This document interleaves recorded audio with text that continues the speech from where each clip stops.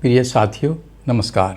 मैं जसवंत सिंह कैलासिया, हमारी YouTube channel पाराद लोकतंत्र का अंकुरण में आपका स्वागत है।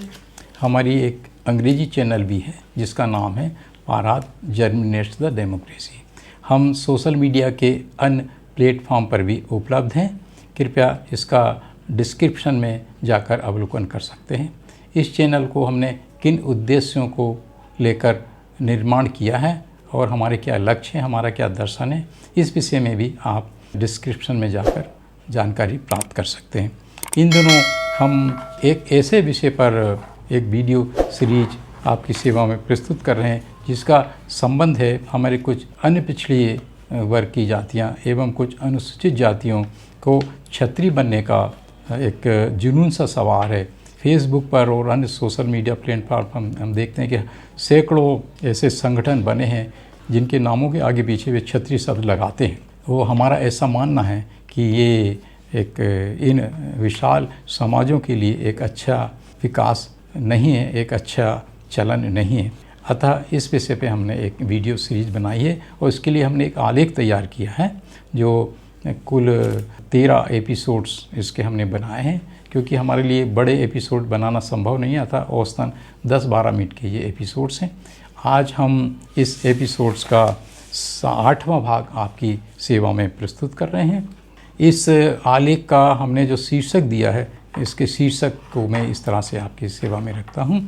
कुछ अन्य पिछड़ी जातियों और अनुसूचित जातियों में क्षत्रिय बनने का जुनून, भारतीय शासक वर्ग 15% को सत्ता केंद्रों में बने रहने में और मूल निवासियों 85% को गुलाम बनाए रखने में कारगर।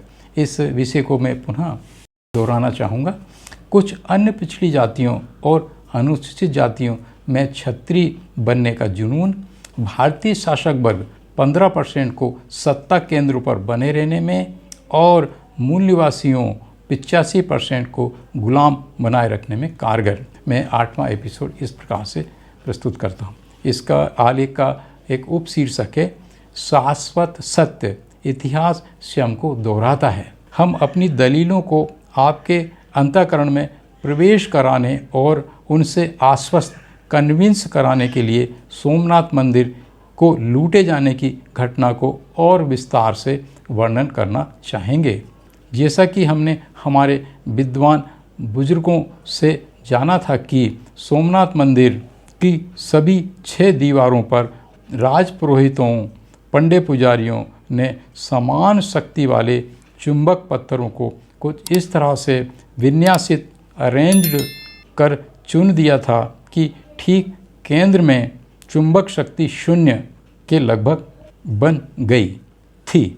फिर इसमें भगवान विष्णु की लोहे की मूर्ति इस तरह से स्थापित खड़ी कर दी गई थी कि बिना किसी ठोस आधार के वो खड़ी रहती थी। इस हाथ की सफाई ट्रिक को ब्राह्मण पुरोहितों, राजपुरोहितों ने को इस तरह से प्रसारित किया कि हमारे सोमनाथ मंदिर के भगवान साक्षात, नोट करें, इस तार्किक वैज्ञानिक हेतुवादी 22वीं शताब्दी में भी ब्राह्मण पुरोहित इस साक्षात इन रियल शब्द का बहुत प्रयोग करते हैं। वे उनके भगवानों जैसे कि पुरी के जगन्नाथ भगवान को कुछ इस तरह से व्यवहार ट्रीट करते हैं मानो वो कोई जीवित व्यक्ति, बायोलॉजिकल लिविंग ह्यूमन बीइंग है, अलौकिक है, सर्वशक्तिमान है, समस्त बाधाओं को हरने नष्ट करने वाले हैं, संकट मोचन हैं, शत्रुओं का विनाश करने वाले हैं, इत्यादि इत्यादि। यह भी प्रोपेगेंडा किया गया कि हमारे इस भगवान की कृपा से हमारा राज्य अभेद है, पूर्णतः सुरक्षित है। अगर कोई हमारे राज्य पर हमला हुआ तो हमारे साक्षात भगवान हमलावर शत्रु को नष्ट कर देंगे।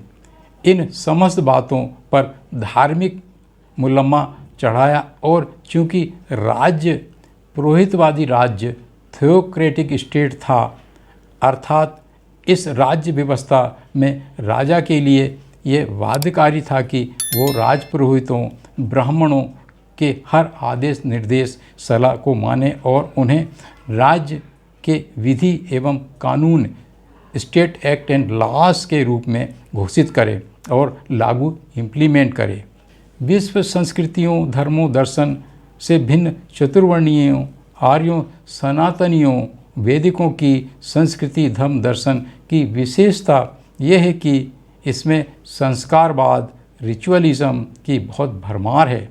12 महीने कोई ना कोई संस्कार, चढ़ावा, पूजा पाठ, आयोजन, मेले ठेले, तीर्थ यात्रा, प्रोसेशन, महोत्सव, जन्मोत्सव आदि चलते ही रहते हैं।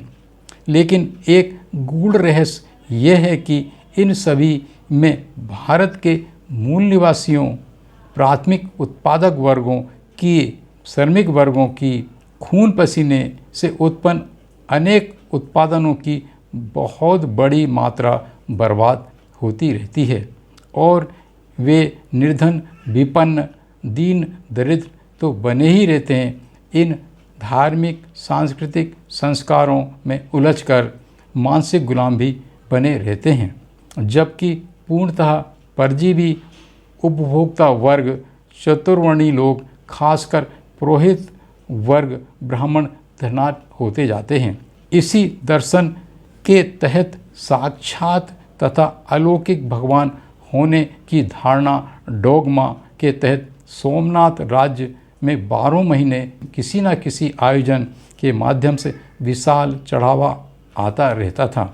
इस मंदिर में अपार सोना, चांदी, हीरे जवाहरात धन जमा हो रहा था। जैसा कि इन दिनों भारत के 8-10 मंदिरों के विषय में सोशल मीडिया और कभी कभी मुख्य धारा के कथित राष्ट्रीय मीडिया चैनलों में देखने सुनने को मिल जाता है और पढ़ने को मिल जाता है। कुल मिलाकर ये सब अवस्थाएं अरब, अफ़गान से आने वाले व्यापारिक काफ़िलों के नज़रिए में अच्छी नहीं मानी जाती थीं।